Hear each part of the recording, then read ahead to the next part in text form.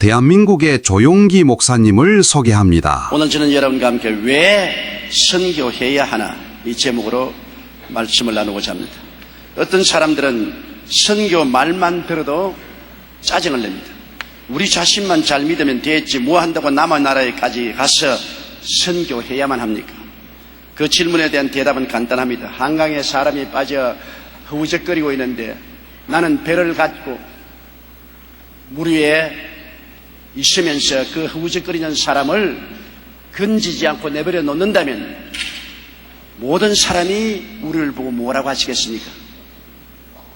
또 이웃에 불이 났는데 내 집에 불이 난 것이 아니라고 구경만 하고 119에 신고하지 않는다면 얼마나 나쁜 사람이 아니겠습니까?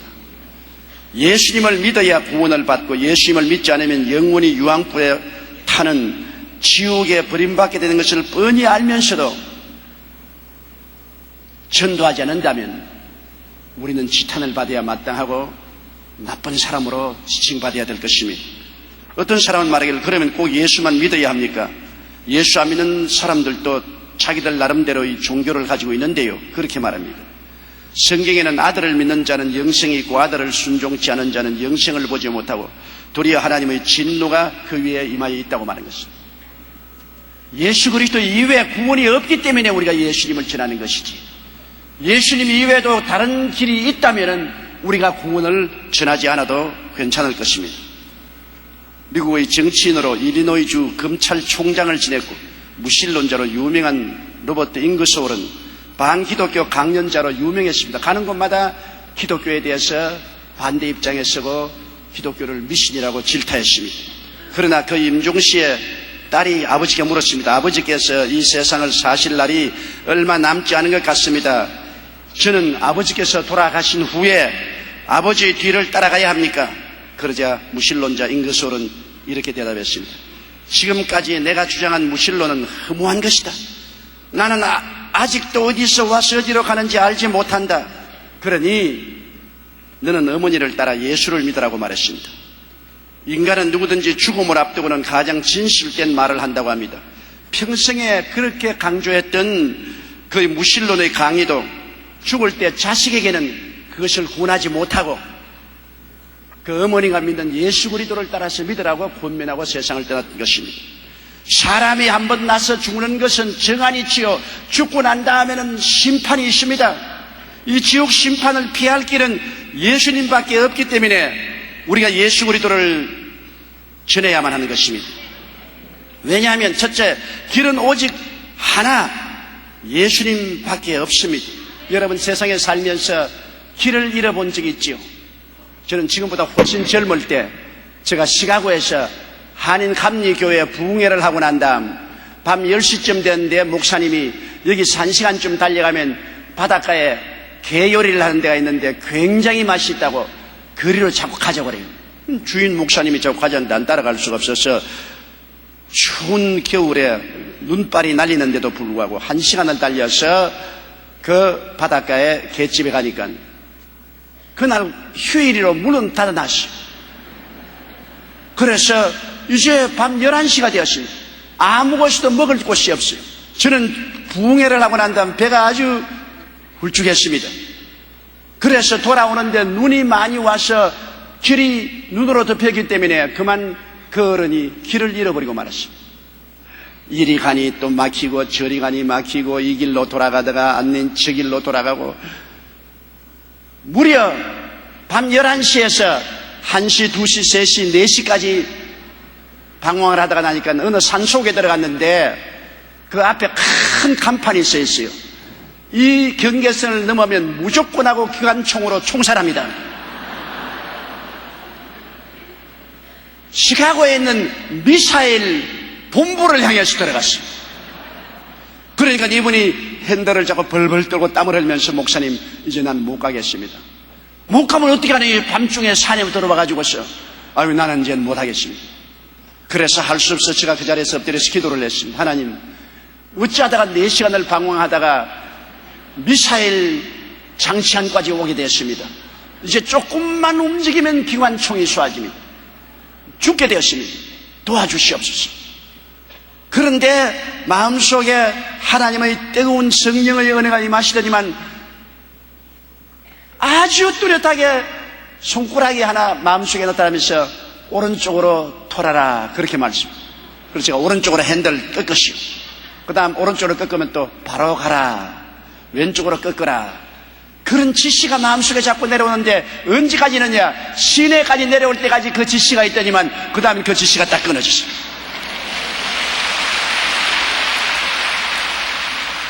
호텔에 돌아가니까 새벽 5시입니다. 어찌나 그 목사가 밉던지 그냥 한데 우리 갈기고 싶었습니다.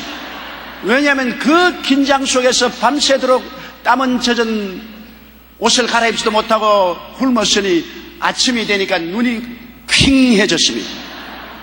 저는 그것을 잊을 수가 없습니다. 길을 잃는다는 것은 잘못하면 목숨까지 이를 수 있어요. 제2차 세계대전 당시에 많은 유엔군들이 중동 사막에서 목숨을 잃었습니다. 그들은 사막의 길을 잃고 방황하다가 신기루를 보았습니다. 사막에서 신기루가 떠서 물이 없는데 물이 흘러가고 물소리가 들리고 출렁거리는 호수가 보이기 때문에 모두 다 물인 줄 알고 첨벙첨벙 들어가서 물을 마시는데 물을 마신 것이 아니라 뜨거운 모래를 잔뜩 먹고 기도에 모래가 꽉 들어차서 죽었습니다. 나중에 그들을 찾아온 후속 부대가 보니 모두 다 입에 모래를 잔뜩 물고 죽었습니다. 길을 잃는다는 것은 목숨을 잃을 수가 있는 것입니다. 여러분, 인간은 에덴 이후 길 잃어버린 존재인 것입니다.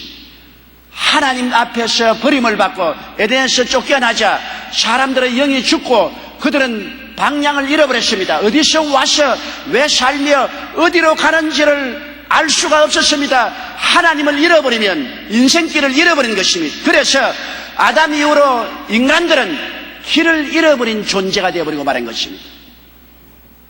자기의 정체성을 상실했습니다. 정체불명의 사람들이 되고 말한 것입니다. 어머니 뱃속에서 태어나서 무덤에 들어갈 때까지 정체불명입니다. 어디서 와서 왜 살며 어디로 가는지를 알지 못하고 바람 부는 대로 물결 치는 대로 살다가 그냥 죽어버리는 것입니다. 길을 안내한다는 사람들은 많은데 실상은 그 자신도 길 잃어버린 사람인 것입니다. 모든 성인들과 교주들은 길을 찾는 사람에 불과하지 길을 아는 사람은 아무도 없습니다. 공자님은 말하기를 아침에 길을 찾을 수 있다면 저녁에 죽어도 좋다고 했습니다. 공자같이 위대한 성nhân 군자도 그는 평생에 도를 찾는 자요, 아침에 도를 들으면 저녁에 죽어도 좋다고 말했습니다. 우리나라에도 자기가 길이라고 하는 사람이 많이 있어요. 지금까지 밝혀진 우리나라의 신흥 종교수는 500여 개이며 이에 속에 있는 신도는 200만 명에 이르고 있습니다. 이단 교주들은 거의 모두가 공통적으로 자신을 신격화하고 우상화합니다. 한 조사에 따르면 우리나라에 자기가 하나님이라고 주장하는 사람이 20여 명이나 되고 재림주라고 주장하는 사람이 50여 명이 있습니다. 이 외에도 자신을 보혜사, 성령, 엘리야, 다윗이라고 주장하는 사람들도 있어요. 그들은 모두 자신이 구원으로 가는 길의 안내자이거나 길 자체라고 말합니다. 그러나 실상은 그 사람들 자체가 길을 잃어버리고 방황하는 불쌍한 존재들인 것입니다. 길은 오직 하나밖에 없습니다. 예수님만이 우리의 길이 되시는 것입니다. 그럼 사람들은 말할 것입니다. 예수님만이 길이 된다는 증명을 해 주십시오. 예수님은 요한복음 14장 6절에 예수께서 가라사대 내가 곧 길이요 진리요 생명이니 나로 말미암 종은 아버지께로 올 자가 없다고 말했는데요. 예수님이 길인 것을 무엇으로 알 수 있어요? 예수님은 우리가 올라갈 목적지인 천국에서 사람의 몸을 쓰고 오셨기 때문에 당신이 있다가 오셨는데 그 돌아갈 길은 그분밖에 알지 못하는 것입니다. 지상에 사는 사람들은 천당에 올라간 적이 없어요. 그런데 예수님은 아버지 계신 천국에서 이 땅에 육신의 몸을 쓰고 오셨기 때문에 당신이 오신 그 길을 돌아갈 수가 있으신 것입니다. 주님은 천국에서 오신 분인 것입니다. 요한복음 1장 14절에 말씀이 육신이 되어 우리 가운데 거하시며 우리가 그 영광을 보니 아버지의 독생자의 영광이 은혜와 진리가 충만하다. 아버지께로부터 왔기 때문에 아버지께로 돌아가는 길을 아시는 분은 예수님밖에 없습니다. 그의 강림하심이 바로 유일한 길이라는 것을 알 수 있습니다. 또 예수 그리스도의 삶을 보십시오. 예수님은 가는 곳마다 어두움에 방황한 우리에게 빛을 비추었습니다. 죄인에게는 용서받는 빛을 비춰주었습니다. 마귀에게 잡힌 자는 해방되는 빛을 비춰주었습니다. 병든 자는 치료의 빛을 비춰주었습니다. 절망자에게는 소망의 빛을 비춰주었습니다. 죽은 자에게는 생명의 빛을 비춰주었습니다. 예수님 자체가 빛이시기 때문에 빛에게는 어두움이 없습니다. 아무리 어두워도 빛이 비추면 어두움이 사라지잖아요. 예수님은 빛이시기 때문에 예수님 자체가 바로 길이 되신 것입니다. 그리고 예수 그리스도의 대속의 죽음을 통해서 보면 그리스도만이 길인 것을 알 수 있는 것입니다. 왜냐하면 우리가 다 영원히 죽은 것은 죄 때문에 죽은 것입니다. 죄로 말미암아 우리 영원히 죽고 하나님께로부터 쫓겨나서 길을 잃어버리고 말았는데 이 죄를 누가 청산해 줍니까? 죄를 청산해 주시지 않고는 우리가 영이 살아날 수 없고 영이 살아날 수 없으면 하나님 앞에 나갈 길도 찾을 수가 없는 것입니다. 우리에게 아무리 진리를 가르치고 도를 깨닫게 하고 수양과 도덕과 고행을 하라 해도 죽은 사람이 그런 수양과 도덕과 고행을 통해서 살아가는 법이 없습니다. 죄로 말미암아 죽었으므로 죄를 사하고 영이 살아나고 그리고 하나님 앞에 인도해야 되는 것입니다.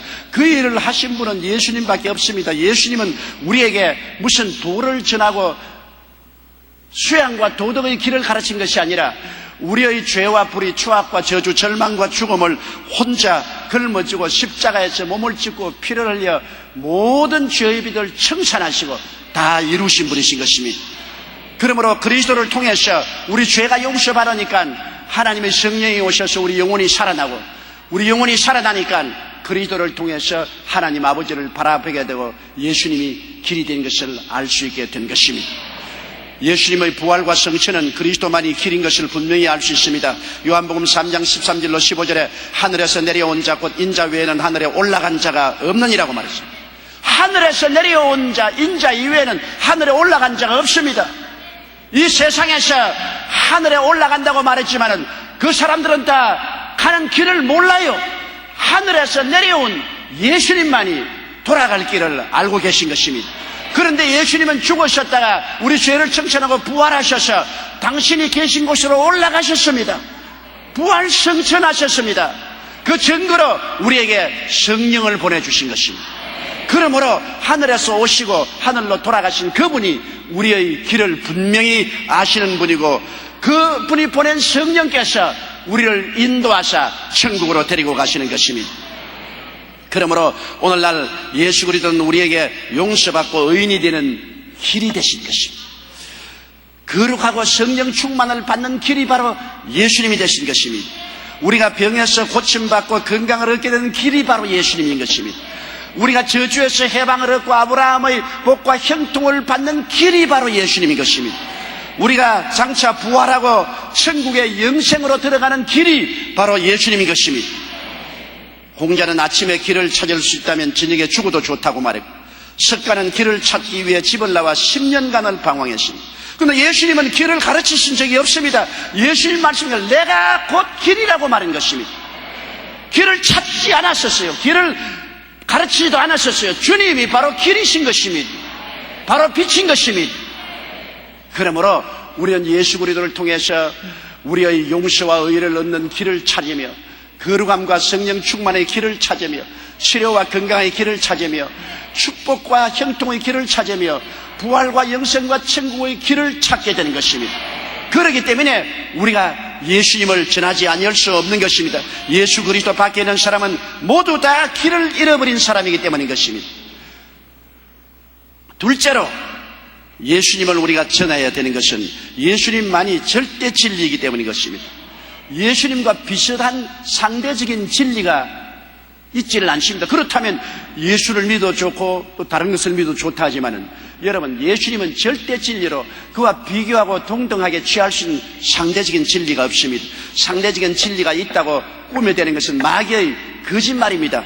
요한복음 8장 44절에 마귀는 처음부터 살인한 자요 진리가 그 속에 없으므로 진리에 서지 못하고 거짓을 말할 때마다 저것으로 말하니 이런 저가 거짓말쟁이요 거짓의 아비가 되었습니다. 마귀는 거짓말쟁이요 거짓의 앱입니다. 그래서 마귀가 자기가 진리라고 말하는데 거짓말 투성입니다. 마귀는 아담과 하와를 속였지 않아요. 선악과를 따먹고 하나님을 배반하면 하나님처럼 된다고 했더니 마귀의 거짓말을 믿었다가 아담과 하와는 영이 죽고 버림받고 말았지 않습니까? 마귀는 예수 그리스도 우리의 길 되시고 진리 되시는 주님을 속이지는 못했습니다. 40주 40야 금식하고 나왔을 때 마귀는 와서 너가 정말 하나님 아들이냐? 정말 하나님 아들이냐? 증명하라. 그러기 위해서는 돌을 떡으로 만들어 먹어라. 그 중탑에서 뛰어내리라. 천하만국의 영광을 보이면서 내 앞에 절하면 주겠다. 이렇게 유혹을 했지만은 예수 그리스도는 그 스스로가 길이요 진리인 것을 알았기 때문에 네가 만일 하나님의 아들이면 그런 것은 네가 만일 길이면 많은 진리면 이렇게 해보라고 하는 유혹을 했는데 주님은 그 만일자를 따르지 않았었습니다. 주님은 그 자체가 길이요 진리인데 그게 만일을 붙일 수가 없지 않으요 마귀의 유혹에 예수님은 넘어가지 않았었습니다. 온 세상은 오늘날 마귀에게 속아 있습니다. 요한일서 5장 19절에 또 아는 것은 우리는 하나님께 속하고 온 세상은 악한 자 안에 처해 악한 마귀가 온 세상을 점령하고 모든 사람들의 마음을 점령해서 유물론, 즉 모든 것은 물질밖에 없다는 유물론이나 진화론, 인간은 조그마한 아미바에서 발전하고 진화해서 오늘날 인간이 되었다는 이런 논리, 인본주의, 인간이 우주의 중심이며 역사는 인간이 만든다고 하는 인본주의, 물질 만능주의, 물질만 있으면 모든 것이 오케이라고 하는 만능주의, 쾌락주의, 내일 죽을 것이니 오늘 먹고 마시자는 이러한 잘못된 사상으로 인간들을 미혹하고 있는 것입니다.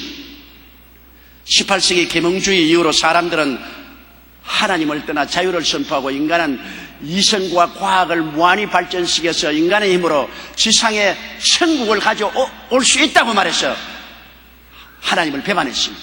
그러나 18세기 계몽주의 이후로 인간이 이성과 과학을 발전시킨 것은 살상무기밖에 없습니다. 1차 세계대전으로 온 세계가 초토화되고 겨우 일어나자마자 또 2차 세계대전을 통해서 수천만의 목숨을 앗아가고 그 이후에 따가운 냉전으로 말미암아 얼마나 많은 사람들이 희생을 당하고 죽었으며 오늘날은 전 세계를 수십 번이라도 싹 쓸어버리고 폭파시킬 수 있는 무시무시한 대량 살상 무기를 개발한 것이 오늘 소위 인간이 말하는, 인간이 자랑하는 이성과 과학의 결과인 것입니다. 1924년 시카고에 있는 한 호텔에서 그 당시 미국 최고의 갑부 7명이 모여 회의를 했는데 온 신문에 대서특필했습니다. 왜냐하면 그들의 재산을 다 합치면 미국의 국고를 능가하는 그런 재산을 가진 부자들이었습니다.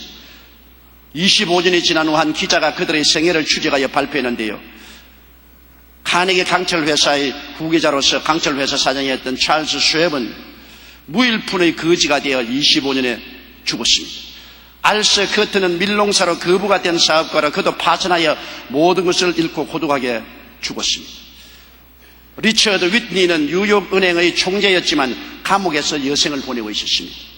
엘버트 홀은 미국의 재무장관까지 지냈지만 감옥에서 막 풀려나와 집에서 죽음을 기다리고 있었습니다. 리버모어는 웰스포리트의 회장이었고 리온 프레이저는 국제은행 총재였는데 둘 다 망해서 자살했습니다. 이반 크루거는 부동산 업계의 거부였지만 자살 미수로 병원 치료를 받고 있었습니다.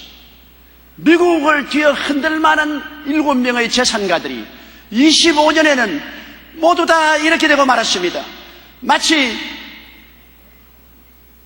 솔로몬의 전도서를 읽는 것 같습니다.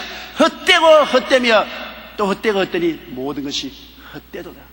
물질 만능주의, 쾌락 만능주의가 가져온 것은 파멸밖에 없는 것입니다. 그렇기 때문에 예수님만 믿어야 됩니다.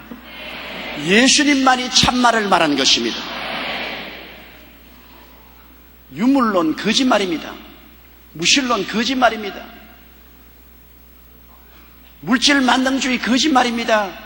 쾌락주의 거짓말입니다.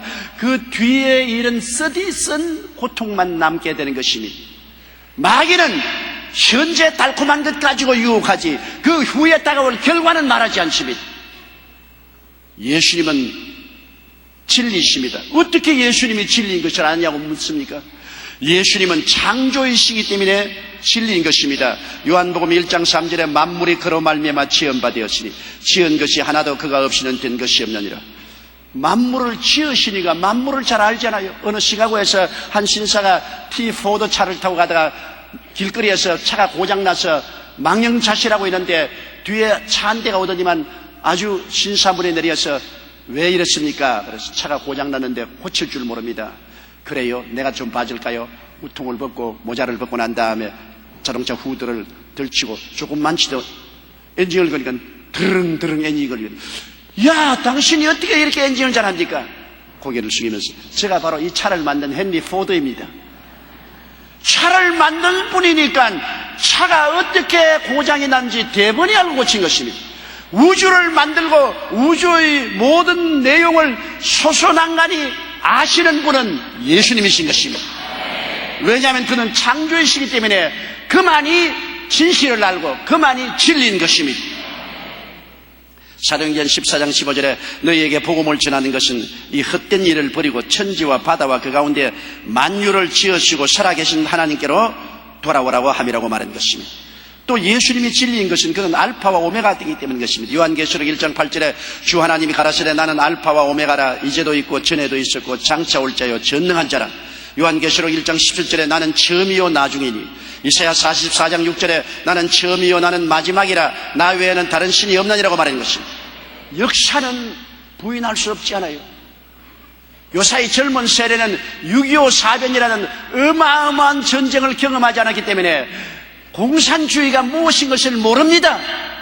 공산주의를 우습게 생각하고 얕잡아 봅니다.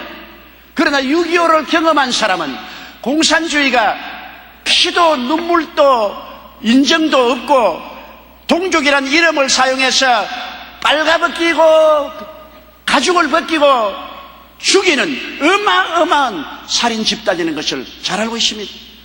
경험을 했기 때문에 알아요. 요사이 우리가 쉽게 동족이란 말로서 우리 뭐 주의도 주장도 필요 없다. 동족이니까 얼싸안자 그렇게 생각하는 것은 진리를 모르기 때문에 그런 것입니다. 공산주의에게는 동족도 없습니다.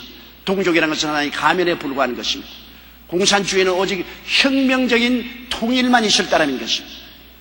그게 속아나가면 안 되는데 경험을 하지 못한 젊은 세대는 진리를 모릅니다.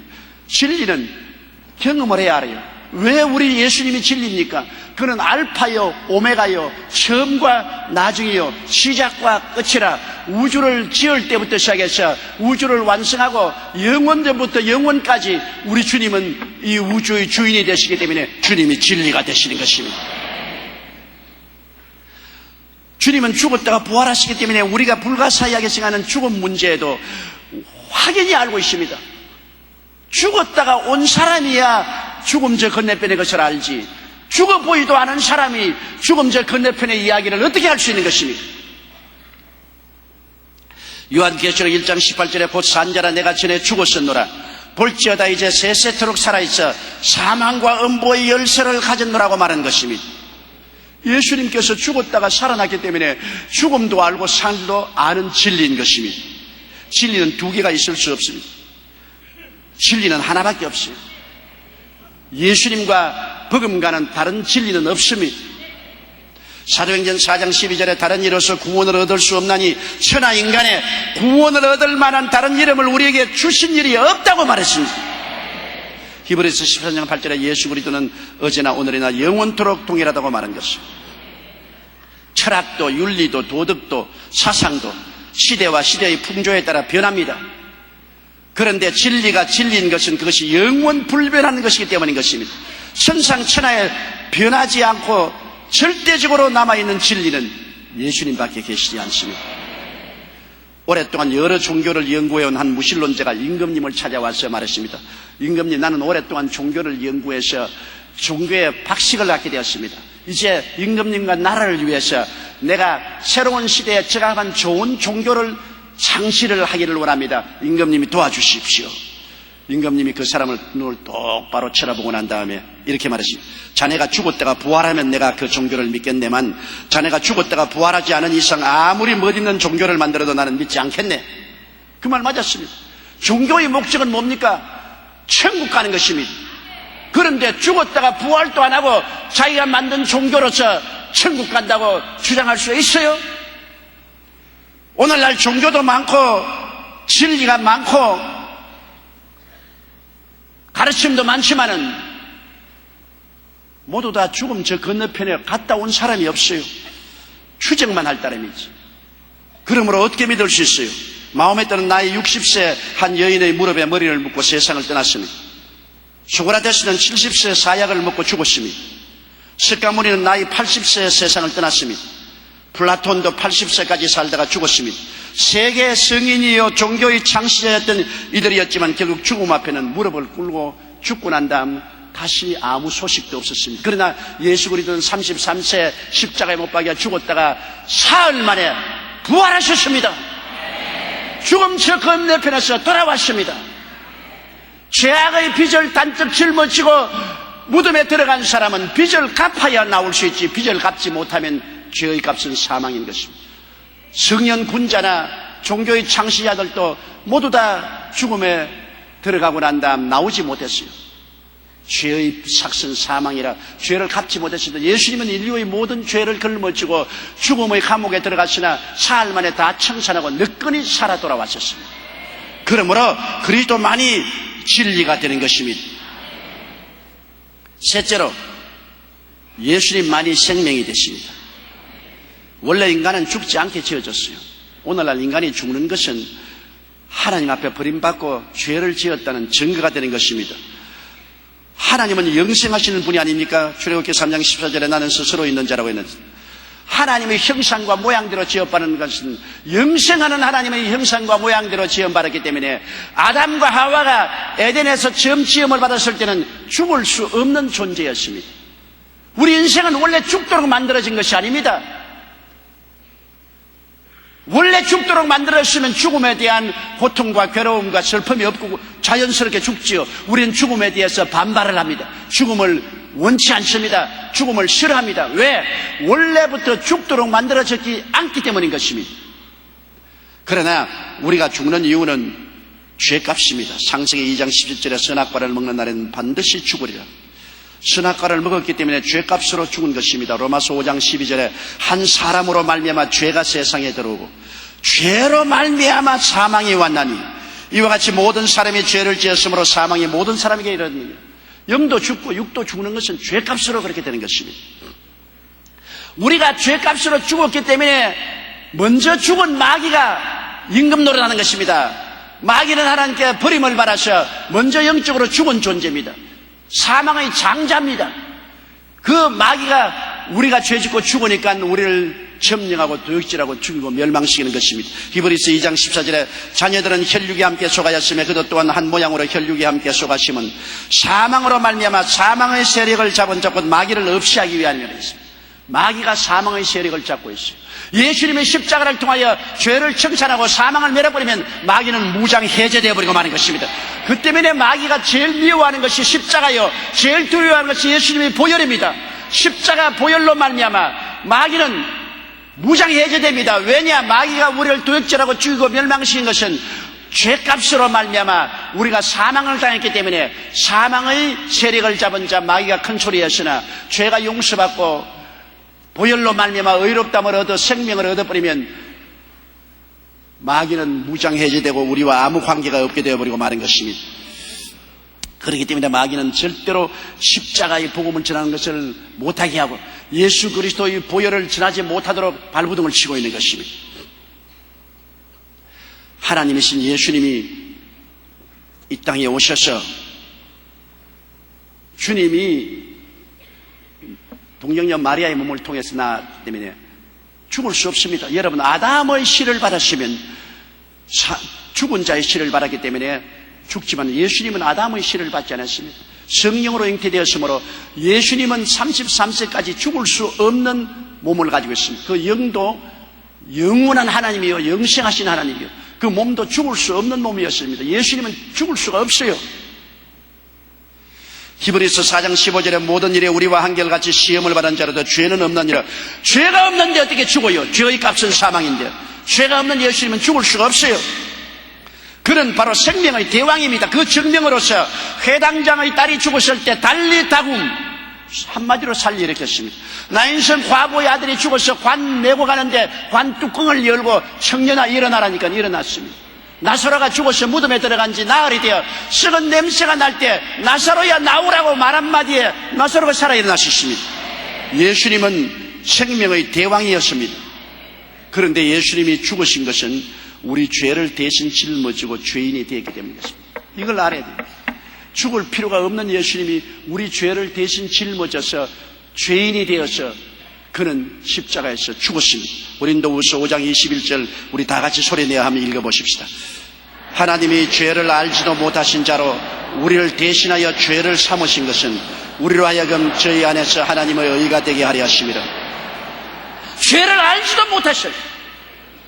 그런데 예수님이 우리 때문에 죄가 되었습니다.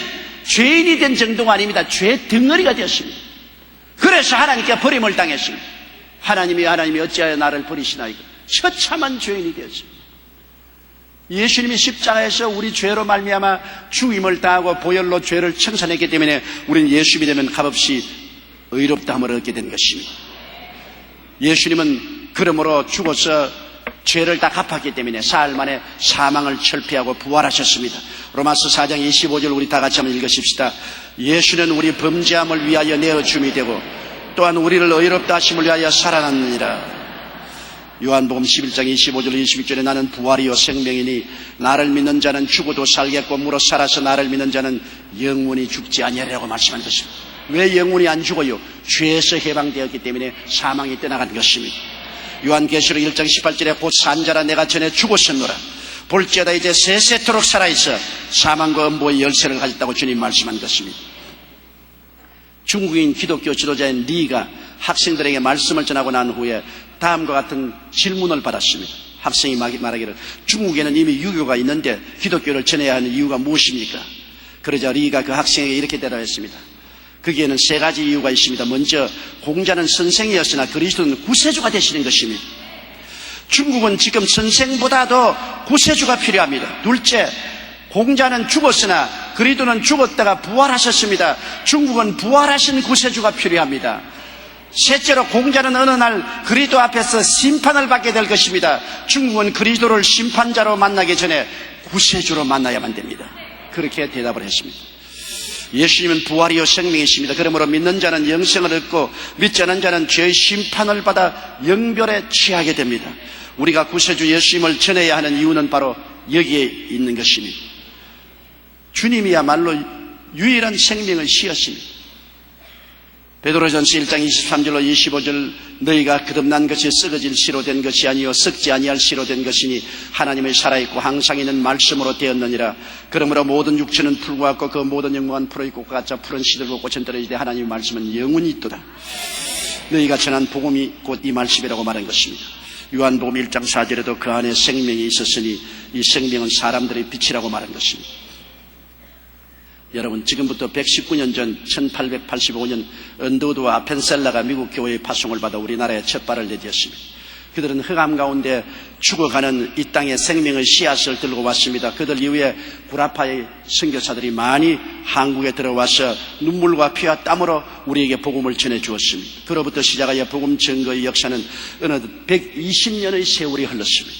그 결과 오늘날 우리나라의 개신교인 수는 1200만 명이 넘게 되었고 성도 1200만과 함께 5만 교회와 10만 주의 종들이 되어서 이제는 전 세계 복음화에 나서고 있습니다.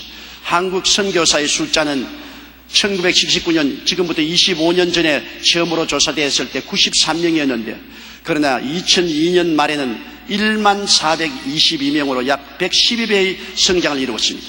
이 숫자는 전 세계 선교사의 10%에 해당됩니다. 한국은 현재 미국에 이어 세계 2위의 해외 선교사 파송 국가가 되었습니다. 선교사가 파견된 국가도 1979년에는 26개국에서 2002년에는 164개국으로 6배 이상 늘었습니다. 이는 우리나라 대사관이 설치된 나라 수 136개국보다 더 많습니다.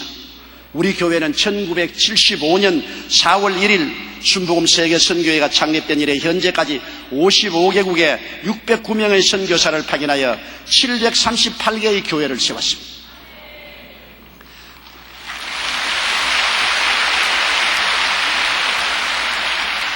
현재 세계 인구가 62억인데 20억만이 기독교인입니다. 아직도 이 세상에는 예수님을 믿지 않은 사람들이 42억이나 있어 사망의 물에 빠져 허우적거리고 있습니다. 지옥불에 불타고 있습니다. 건져내야 되는 것입니다. 그렇기 때문에 우리가 선교 사업을 해야 됩니다. 왜? 그리스도의 씨를 받아들이면 변화가 오기 때문인 것입니다. 미국의 어느 자매님이 간증을 제가 들었는데요. 그는 16살부터 술을 마시기 시작해서 술 주용뱅이가 되었어요. 수많은 남자들에게 폭행을 당하고 잘못된 남자친구를 만나서 마약 중독에 빠졌습니다.